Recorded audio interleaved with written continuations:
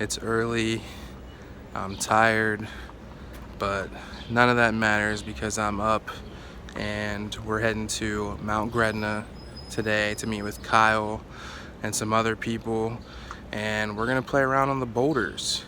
We're going rock climbing. The land out here between Lancaster County and Lebanon County, where Mount Gretna is just practically all farmlands, mostly just a lot of fields and farm out here. So Mount Gretna will hopefully give us a little bit of elevation, a little bit of mountain air. Here we are, Governor Dick. We're in the woods now. I got my buddies over here. We're ready to go climbing. About to step out here, say hi to Kyle, and get some mountain air. Long time no see, Yeah, dude. man, good to see you. Been years, yes, man. Many years. Many years. What? Troy, Dan, Troy. What's Dan, up? Nice to meet you, man. Yeah, you too. Hey, what's up? Nice to meet you, Adam. I think I met you before. Yeah, I met you at that back up. You were blowing glass. Yeah. Oh, what a small world, Yeah, dude. That's awesome that you guys know each other. Dude, what's the chances of that? That's sick. Do you know Gretna? Do you know this Governor Dick area? I've never been here. Dude, this place is amazing. Mountain biking, hiking, and then the bouldering. The rock climbing is amazing, but like also just the world-class hiking and biking. Dude, this place is legit. Yeah, like legit. So we're so lucky to have it in our backyard. Climbing too, like it's a like kind of a treat because the type of rock here is only found in like 3 places in the world. Oh yeah? Yeah, it's called Jurassic diabase, and it's here. There's some spots in New Jersey and like South Africa. That's it. It's pretty cool. That's amazing. One of the areas is super clustered together, so there's minimal hiking. And then Gretna's in the middle, so you've got these clusters of boulders, but they're a little spread out, so there's a little bit of hiking. And then you got Haycock, which is like crazy spread out. So you got clusters of boulders, but it's way spread out. So you've got like this basic, you got like easy, medium, hard, if you will. And like, it's interesting how they're all unique like that. So Gretna's in between. We're like the middle ground where there's a little bit of hiking, but it's not crazy. So yeah, it's pretty cool. All right, well, let's go. We'll get ready. We'll hike in and do some climbing. You know what I mean? Some people wear hiking packs, other people wear their crash pads.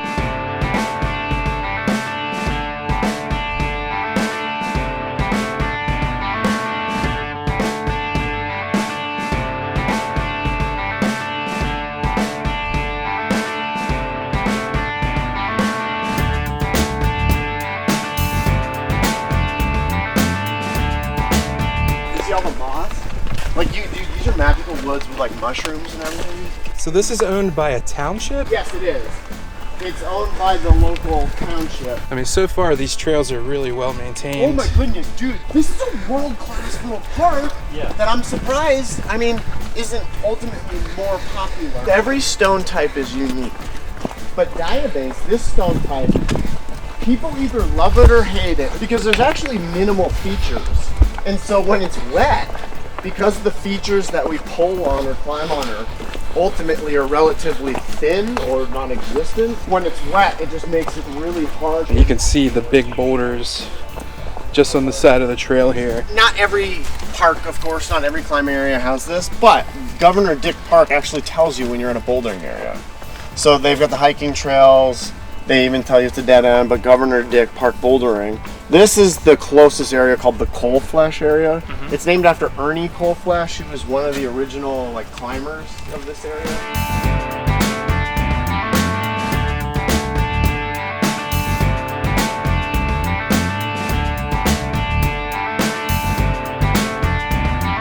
This is just like a warm up. We just need to get our fingers and bodies warmed up. Muscles are a little cold this morning. The optimal temperature range for diabase is like 35 to 55 degrees. Yeah, I'd say so. 40 degrees is a perfect day. Minimal humidity. Yeah. Low moisture, for sure. Literally, we're about to warm up on some of the easiest problems here. So even those hold, that's about as big as our hold skin. You're not holding on to a lot of space. One of the appealing things about bouldering, I think, for a lot of people is ultimately the simplicity of it. You don't need all the ropes and all the hardware. You just need, you could do it barefoot. Okay, you don't even, that. yeah, you don't need rock climbing shoes. However, Yes, okay, I'm gonna state it like the modern climber, you just want like a chalk bag, chalk bucket, a climbing crash pad, and then you want your rock climbing shoes, essentially. Those are like the 3 basics for bouldering. Bouldering is ultimately lower to the ground, lower risk because it's lower to the ground. Not that there isn't risk, it's still totally be dangerous. But it's kind of pure athleticism, it's pure climbing movement. So it's not about, you know, when you're climbing on the ropes and you're high off the ground, there's this mental aspect to it, right? Where there's all this fear because you're high off the ground. So biologically speaking, like internally your system's going haywire. Whereas like bouldering, that's not necessarily the case. It's all about pure climbing movement and athleticism and finding flow and stuff like that for most people at least. Yeah, so it's pretty cool how simple it is, but yet like the first-hand experience, it's so powerful. Like it's addicting. It's addicting. Yeah. I went one time and I was hooked. It's so addicting, man. There's like legit scientific therapeutic values to climbing though. Like the way that our brains are set up, our bodies are set up, and like it's interhemispheric integration, and it has to do with like our vestibular system, our tactile system, higher cognitive functioning, and just like how everything works when climbing, when we actually go through the process of climbing, dude, it like resets you and balances you out, your system. And people, especially people who've had traumatic experiences in life, find it absolutely addicting because it's like so good and so rewarding. That effort is realized in incremental change that's, you know, noticeable. Just going to the gym one week versus the next and being able to, wow, today I can climb this and I couldn't do it last week. It's just such a wonderful feeling. Yeah, it's partially you against this rock, but it's like kind of you against yourself. Dude, it It's totally that type of is. sport. It totally is. And that's what's cool about climbing or bouldering is how it's very personal, but it can be also very communal. So it's a team sport, but it's also not a team sport, if you will. The climbing gym and just climbing in general has been my main anchor point for like finding new friends and feeling a sense of community. You know, at first, climbing was this counterculture fringe thing off to the side where you had a bunch of like acid dropping, weed smoking hippies essentially, like that were going crazy. Yeah, you know, now it's obviously becoming way more of like a sport, and there's athletes, and so we've got a lot of people in our community, but ultimately, even to this day, I still hold the climbing community as one of the healthiest communities. These boulders, like, you have to have access. Here in America, right, someone owns the land, and to people nowadays, like, they see climbing as risky. We've created nonprofits that, you know, just have to deal with governing bodies and stuff like that, which is just weird. You wouldn't think of that with climbers, but it's cool, like how we've banded together for the love of climbing.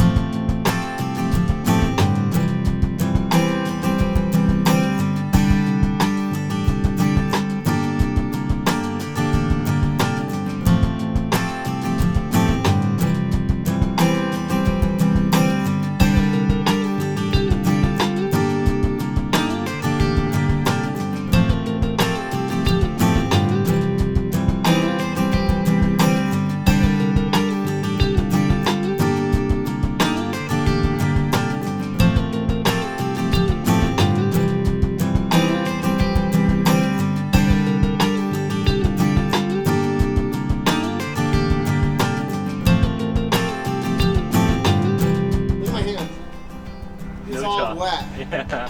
That's exciting! And we can climb now!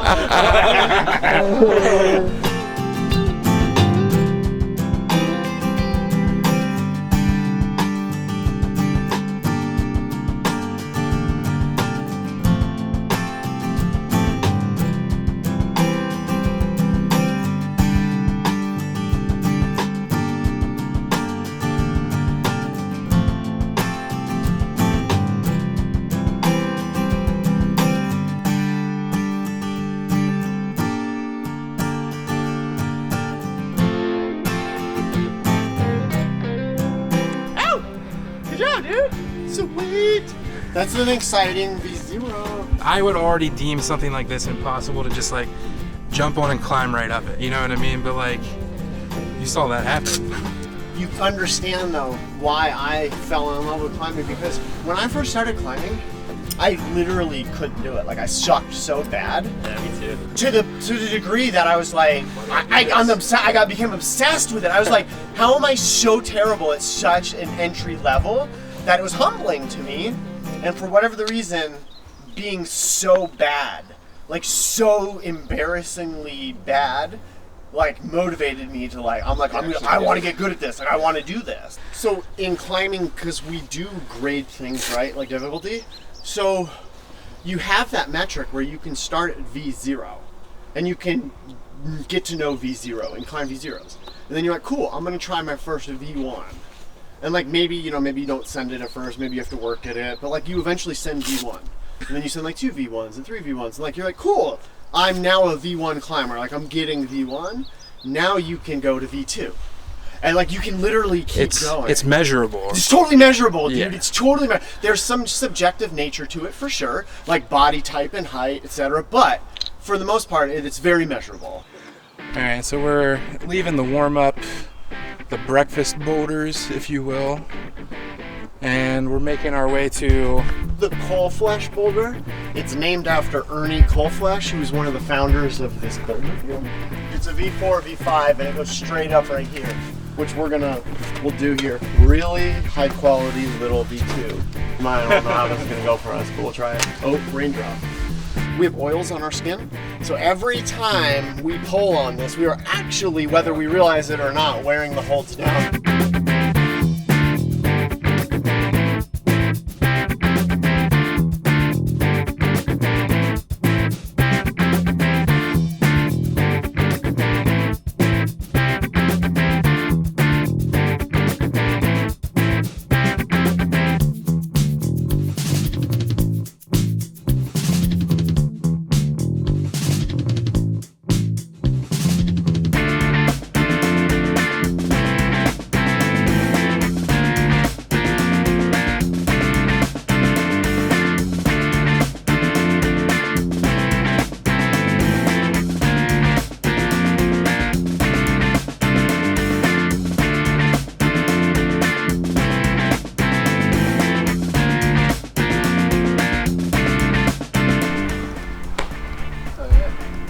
Good one. Oh, this is fun. Thank you for this trek. Due to like COVID, like my life took a change, so I haven't been outdoors climbing much. I needed this as much as you. Good, bro. We're on the same page now, man. If you don't mind spotting him, just sure. When we spot, you want to, if he does fall, you want to pay attention to his shoulders. What we're really protecting is his head. Exactly. If you need to, push them onto the pad.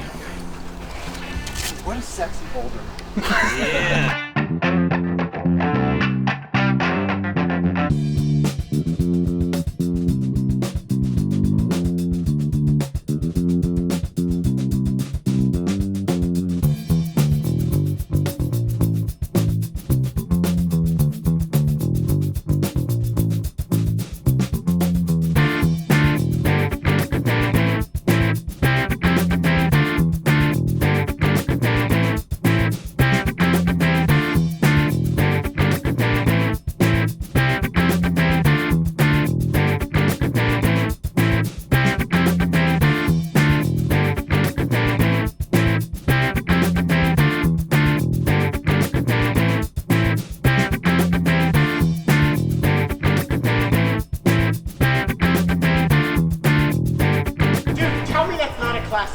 Oh, it's fantastic. Dude, dynamic, overhanging at the start, less than vertical, slabby at top, dude. It's so classic.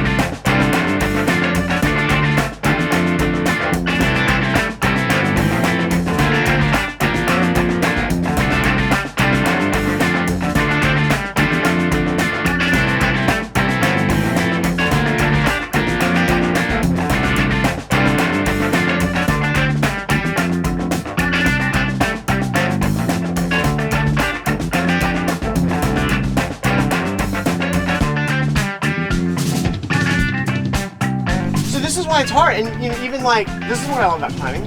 Even if you've done this problem before, like I've done this before. Different. Does it exactly? Today's different. I'm different. Climbers joke like today's a heavy gravity day. We decided to move on to the next set of boulders, but it's important to point out that conditions weren't great for climbing that day. The previous night's hard rain, combined with a humid and overcast morning, made these diabase rocks slick and increased not only the level of difficulty, but the level of danger.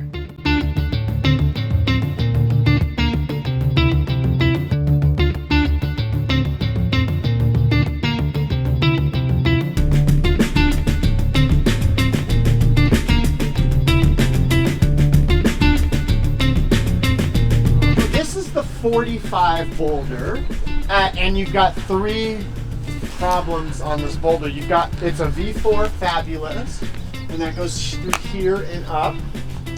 You've got a V8 called Exhibit A, and that goes here. It's really hard, 8. And then you've got, it's called Char, like Shark Attack, but it's C-H-A-R after the first ascensionist, Char Fedorov.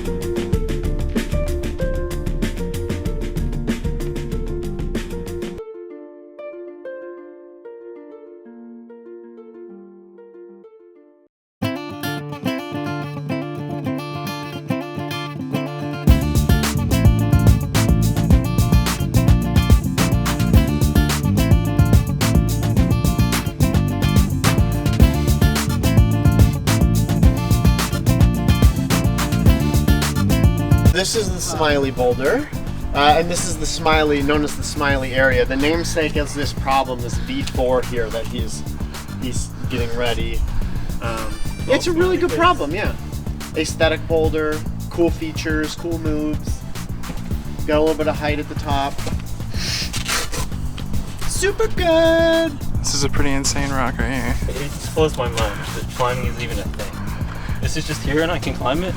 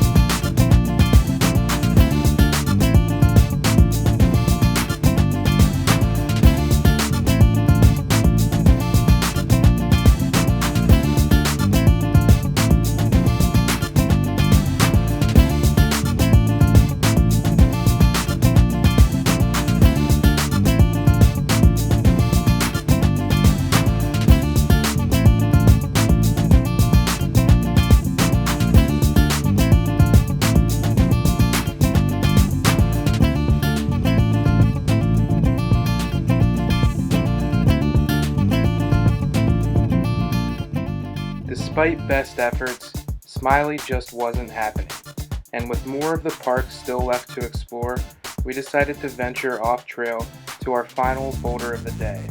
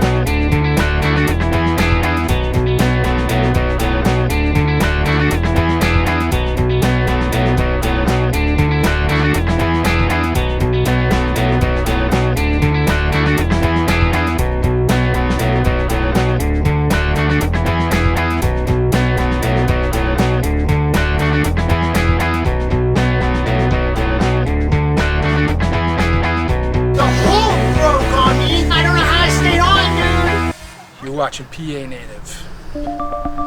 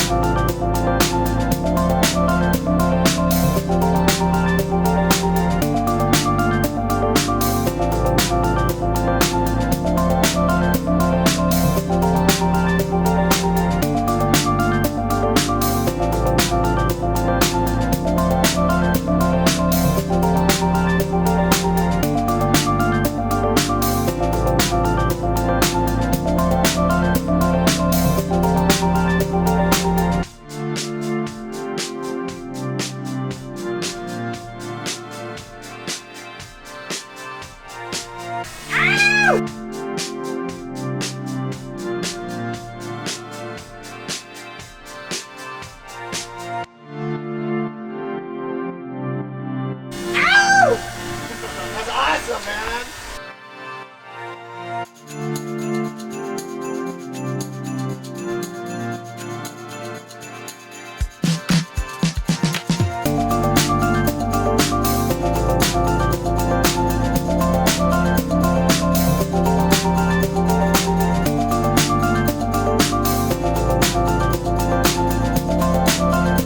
That was so sick, man. Troy, thank you, man, for pulling this together. We wouldn't have done this, man, if it wasn't for you. I'm PA native. Loving it. Yeah, PA native. Like, that's a wrap? Absolutely. Woo, that was such an awesome way to end it. We both had successes on this. This is a heady little highball at the top there. Like, that's not like, it's not a low ball. Yeah, like, it's great getting up there and being like, oh, I'm good. I got this. It totally is. I'm just climbing. I'm gonna step there, and that's cool. When you're the climber, your first-hand perspective, this is by no means the biggest, baddest route or problem to climb. However, it's still legit, and there's legit risk when you're up there if you fall. Oh, for sure. Like legit, especially if you fell sideways, Anyway, when you've got roots, rocks, dude, totally. Yeah, that tree could be a like- hospital And so trip. it's like heady. I'm personally just a fan of Pennsylvania bouldering, and I believe in it. And it's the thing is though, collectively, so on the big international stage, if you will, or even the national stage, let's take just America. Dude, Pennsylvania collectively is a world-class destination, but most people don't know about it. So you doing this is actually helping spread the love of Pennsylvania bouldering, because on YouTube, if you put in the tags Pennsylvania bouldering, diabase, blah blah blah, like dude, people will find this and they'll be like, oh wow, there's like legit rock climbing, like bouldering in Pennsylvania, and like you're helping spread the love. There's so much more to do here, and frankly, again, today was honestly some of the worst conditions possible. Right. Most people wouldn't even have come out here. They'd be like, dude, we're not even climbing today. We're not even gonna bother. That's what I was kind of worried. Like today's the day to go either indoors or go kayaking or something else, but like not rock climbing. So today it was awesome. Even with less than perfect climbing conditions, we still had a great day, and Kyle and Dan still managed to ascend several examples of geological wizardry. With Governor Dick Park spanning over 1,000 acres of land, there's outdoor activities galore for everyone to enjoy. These super rare ancient Jurassic-era diabase boulders are only found a few places around the world. Having traveled around the globe millions of years ago on a glacier, they just happened to land right here in Lebanon County. How lucky are we?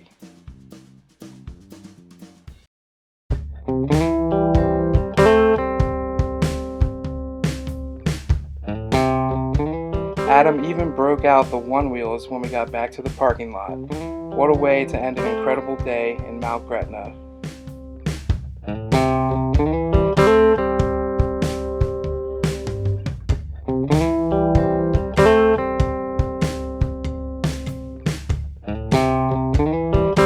This is so cool.